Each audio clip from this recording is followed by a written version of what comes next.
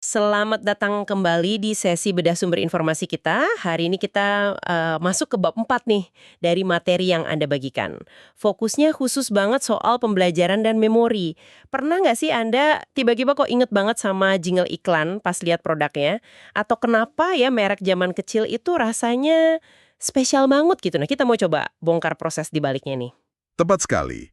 Bab ini penting banget karena, ya, paham cara kita belajar dan mengingat itu kunci buat pemasar, biar komunikasinya efektif gitu. Oke. Kita nanti lihat ada dua aliran utama, teori belajar perilaku atau behavioral, sama kognitif. Plus peran memori yang krusial banget. Ini bukan soal hafal-menghafal aja, tapi gimana makna nempel ke produk di kepala Anda. Siap-siap. Kita mulai dari cara kita belajar dulu ya. Katanya ada dua cara utama nih di bab ini. Pertama, teori pembelajaran perilaku. Ini kedengerannya lebih ke respons otomatis gitu ya, reaksi ke rangsangan dari luar. Iya, betul. Fokusnya di situ. Kayak anjing Pavlov itu, tapi versi konsumen gitu. Haha, bisa dibilang gitu analoginya. Jadi, teori perilaku ini lihat pembelajaran itu hasil respons ke stimulus luar. Ada dua jenis utama di sini. Pertama, pengkondisian klasik. Ini kejadian pas stimulus yang emang udah bikin respons, dipasangin terus sama stimulus lain yang awalnya netral. Lama-lama, yang netral tadi jadi bisa bikin respons yang sama. Contoh gampangnya, mungkin Anda jadi lapar pas dengar bel makan siang, padahal awalnya bel itu ya netral aja kan? Oke. Pemasar jelas pakai inilah ya. Misalnya pas mereka pakai strategi stimulus generalization itu. Gimana tuh? Betul sekali. Nah, stimulus generalization ini inti dari banyak strategi branding. Idenya biar Anda merespons stimulus mirip dengan cara yang sama kayak ke stimulus awal. Ada beberapa taktiknya, kayak family branding. Jadi produk-produk itu nebeng reputasi nama induk perusahaannya. Coba deh pikirin Campbell's, Heinz, atau GE. Nama besarnya itu kayak jaminan kualitas gitu kan buat produk-produk baru mereka. Iya ya, jadi kita udah percaya duluan ya. Nah, terus ada product line extension. Ini nambahin produk terkait ke merek yang udah mapan. Contohnya banyak banget. Dole dulu identik sama buah, sekarang ada jusnya. Sunmade dari kismis ke roti kismis. Bahkan ada yang agak aneh, kayak Smith Wesson, produsen senjata, punya lini furniture. Serius, furnitur. Iya, atau Starbucks sama Jim Beam bikin kopi liker bareng. Condé Nast, penerbit Vogue itu, buka bar pakai merek majalahnya. Tujuannya ya biar asosiasi positif dari merek awal nular ke yang baru. Dan conditioning. Nah, bedanya di sini, kita belajar lebih aktif. Kita belajar ngelakuin hal yang hasilnya enak, positif, dan ngindarin yang negatif. Ada 3 cara utama nih. Pertama, penguatan positif. Ini pas Anda dapat hadiah atau sesuatu yang enak setelah ngelakuin sesuatu. Jadi pengen ngulangin lagi. Misal, dapat pujian pas beli baju baru. Dapat poin belanja gitu juga ya? Nah, itu contoh bagus. Kedua, penguatan negatif. Ini sering salah diartiin. Ini bukan hukuman, tapi Anda ngelakuin sesuatu buat ngindarin hasil jelek. Contohnya, iklan krim anti-aging bilang kerutan bisa hilang. Anda beli krim itu biar nggak keriput.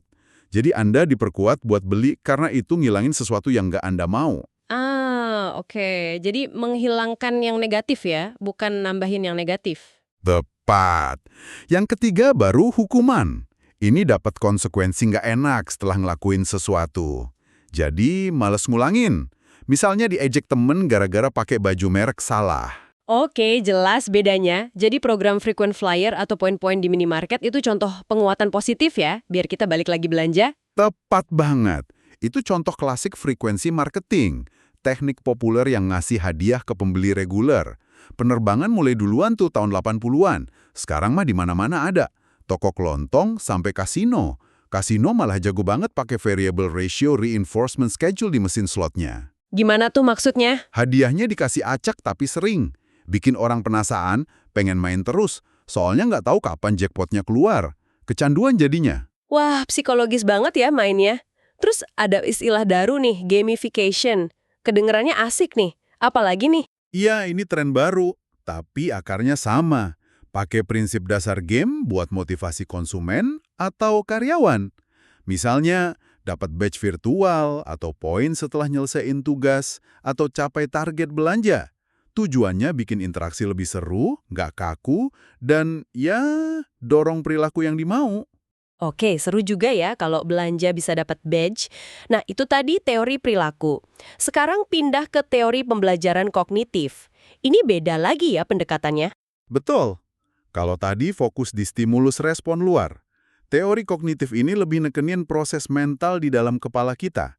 Kita dilihat sebagai pemecah masalah yang aktif. Kita pakai informasi dari lingkungan, mikir, gitu. Jadi bukan cuma respons otomatis. Bukan. Kita belajar nggak cuma dari pengalaman sendiri, tapi juga dari ngeliatin orang lain. Namanya observational learning atau modeling. Kita niru perilaku orang lain, apalagi kalau lihat mereka dapat hasil positif. Contohnya niru gaya influencer atau teman yang kita anggap keren. Masuk akal banget di zaman sekarang ya, lihat orang di medsos gitu. Oke, jadi kita udah belajar nih, entah lewat pengalaman atau lihat orang. Terus gimana caranya info itu nempel? Di sini memori masuk ya? Iya, persis. Setelah belajar, biar nggak hilang ya harus disimpan di memori. Prosesnya ini cukup kompleks. Gimana tuh prosesnya? Ada 3 tahap utama. Pertama, encoding. Info dari luar masuk lewat indera, terus diubah jadi format yang bisa diterima sistem memori. Bisa sensorik, kayak warna merah Coca-Cola, atau semantik, makna simbolisnya. Makna simbolis, contohnya? Misal, merek jam tertentu diasosiasiin sama prestise, gitu. Nah, itu makna semantik. Tahap kedua, storage, penyimpanan. Info yang udah di-encode tadi digabungin sama pengetahuan yang udah ada, terus disimpan sampai dibutuhin lagi. Ketiga, retrieval. Ini pas kita ngakses lagi info yang udah kesimpan. Misalnya, pas mau inget nama merek pasta gigi. Oke, encoding, storage, retrieval. Nah, soal jenis memorinya, tadi ada analogi komputer, RAM sama hard drive. Gimana tuh? Iya, analogi itu lumayan ngebantu buat gambaran awal. Jadi ada 3 sistem memori, sensory memory. Ini kayak buffer awal banget. Nyimpen info dari indera cuma sepersekian detik, singkat banget. Kalau kita nggak perhatiin, ya hilang aja. Cepet banget ya? Banget. Terus kalau diperhatiin, masuk ke short-term memory atau STM. Ini kayak RAM. Kapasitasnya terbatas. Pernah dengar Miller's Law? Sekitar 7 plus minus 2 potongan info aja. Oh, yang katanya cuma bisa ingat sekitar 7 hal sekaligus itu ya? Iya, itu dia. Info di STM juga cepat hilang, sekitar 20 detik, kecuali kita ulang-ulang terus di kepala, rehearsal. STM ini meja kerja mental kita. Terakhir, long-term memory, LTM. Ini kayak hard drive raksasa. Kapasitasnya dianggap nggak terbatas. Info bisa awet banget di sini. Seumur hidup gitu? Bisa jadi, tapi biar masuk LTM dari STM, perlu elaboratif rehearsal. Maksudnya, kita mikirin makna info itu, hubungin sama yang udah kita tahu. Makin dalam mikirnya, makin kuat masuk LTM. Oke. Nah, kalau LTM itu kayak hard drive raksasa, infonya disimpannya gimana? Berantakan atau ada strukturnya? Katanya kayak jaring laba-laba. Iya, konsep associative networks ngegambarinnya gitu. Bayangin LTM itu jaringan rumit. Tiap info disebut node. Nyambung ke node lain pakai link atau tautan. Satu node aktif, misalnya mikir parfum, aktivasinya bisa nyebar spreading activation ke node lain yang nyambung, kayak Chanel, elegan, mahal, atau mungkin ingat momen tertentu. Wah, kayak peta pikiran gitu ya di kepala kita. Semacam itu. Makin kuat sambungannya, makin gampang kita ingat hubungannya. Pengetahuan kita juga keorganisir dalam struktur lebih gede, namanya skema sama skrip. Skema? Skrip? Apalagi tuh? Skema itu kumpulan keyakinan kita soal suatu konsep. Misalnya, skema Anda soal kedai kopi itu isinya ekspektasi soal bau, suara mesin, jenis minuman, suasana, dan lain-lain. Kalau skrip, itu urutan kejadian yang kita harapkan dalam situasi tertentu. Contohnya, skrip makan di restoran. Masuk, duduk, pesan, makan, bayar. Jadi kayak template gitu ya? Bisa dibilang gitu. Ini bantu kita proses info baru lebih cepat kalau sesuai sama skema atau skrip yang udah ada. Makanya, contoh di buku, kita lebih gampang ingat Titleist bola golf jadi sponsor golf daripada Chanel parfum. Soalnya Titleist lebih nyambung sama skema golf kita. Masuk akal. Tapi kita kan sering lupa juga ya, udah masuk LTM kok bisa hilang atau susah banget ingatnya, padahal kayaknya tahu gitu. Kenapa tuh?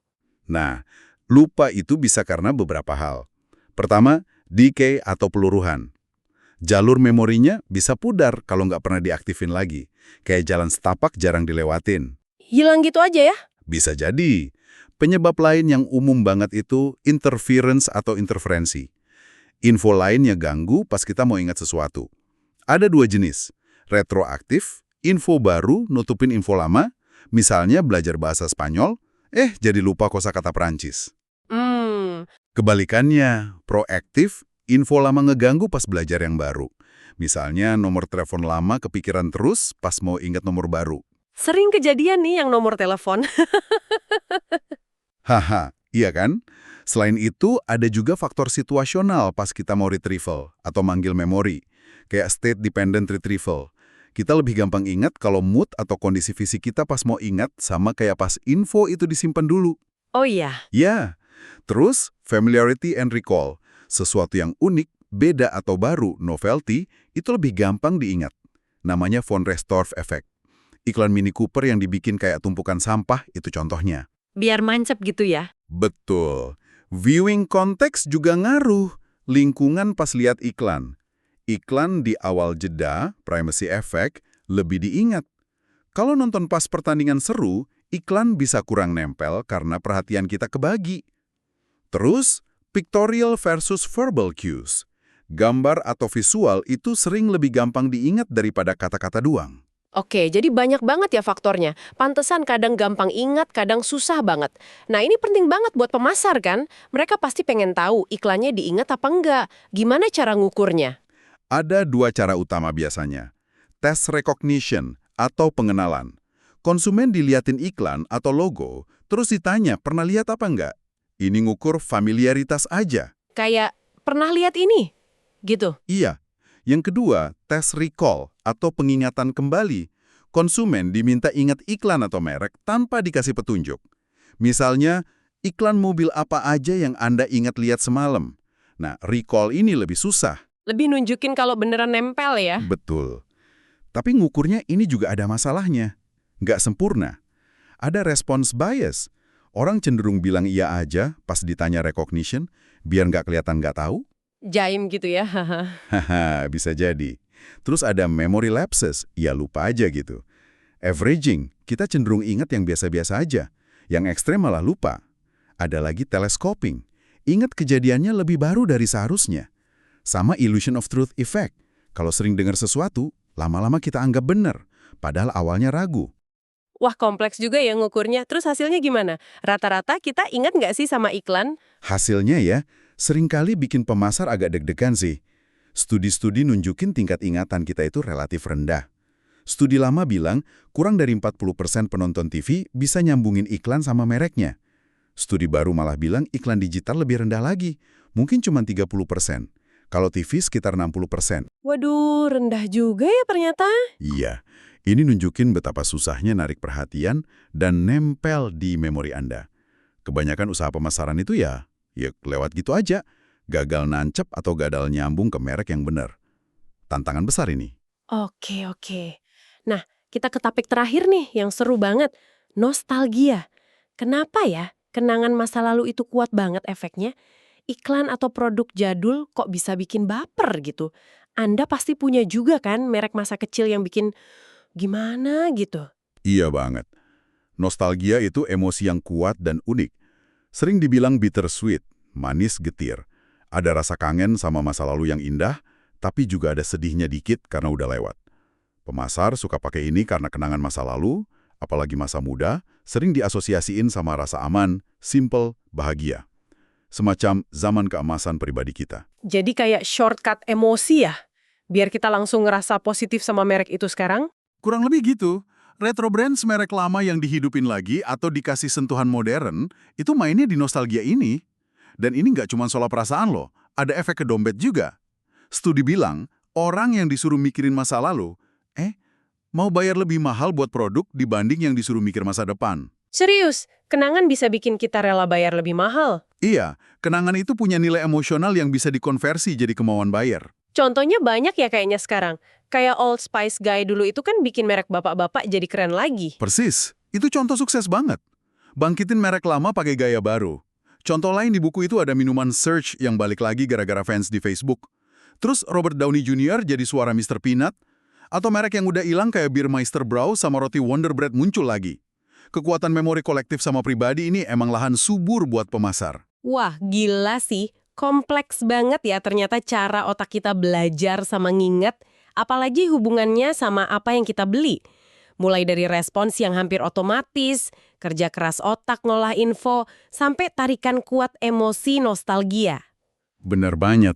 Semua proses ini, belajar, nyimpen, inget lagi, itu fondasi gimana preferensi Anda, sikap Anda, sampai keputusan beli Anda kebentuk.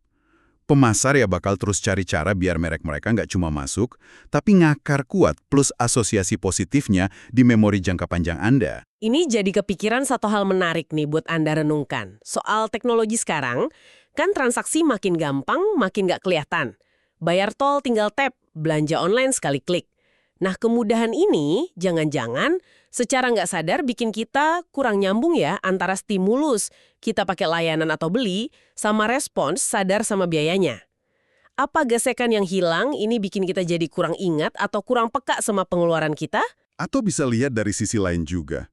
Platform kayak Snapchat itu kan sengaja dirancang biar kontennya hilang, memori digitalnya sementara. Nah, tren kayak gini yang serba sementara, kira-kira bakal ngubah cara generasi mendatang ngehargain kenangan nggak ya?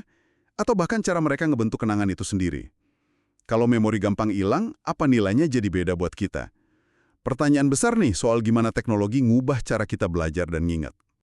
Bener juga ya, sesuatu buat kita pikirin bareng.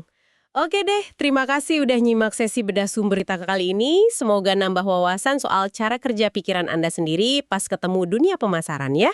Sampai jumpa di penjelajahan berikutnya.